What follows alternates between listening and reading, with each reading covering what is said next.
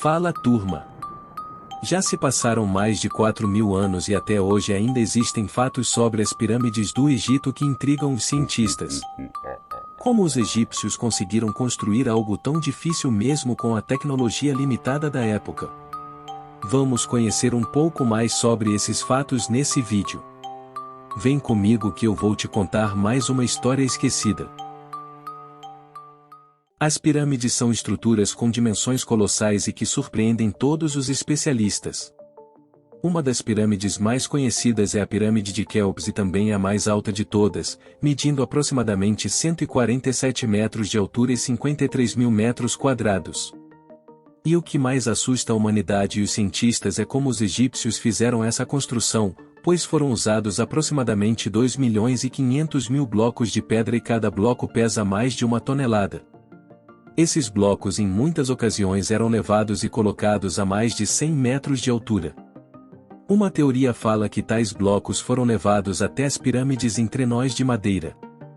Se uma construção dessas daria trabalho feita nos dias atuais, imagine naquela época. Outro ponto que perturba os estudiosos é o alinhamento perfeito das pirâmides, como eles foram capazes de alinhar tais estruturas com tanta precisão sobre os pontos cardeais se não havia computadores, satélites artificiais ou tecnologia para isso na época. Muitos falam que para tal alinhamento os egípcios usaram como base as estrelas no céu ou a sombra do sol, porém nunca houve uma explicação que pudesse convencer a todos.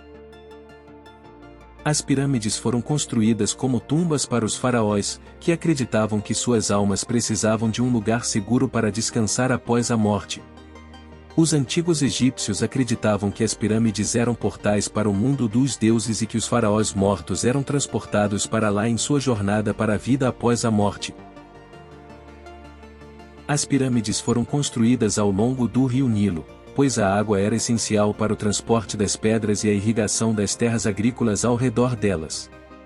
As pirâmides foram saqueadas muitas vezes ao longo dos séculos, e muitos dos tesouros que originalmente foram colocados dentro delas foram perdidos ou destruídos. Porém continuam sendo um dos principais pontos turísticos do Egito e atraem milhões de visitantes todos os anos. Em conclusão, as pirâmides do Egito são um testemunho impressionante da engenhosidade, habilidade e determinação dos antigos egípcios. Essas estruturas monumentais foram construídas há milhares de anos e continuam a fascinar e inspirar as pessoas até hoje.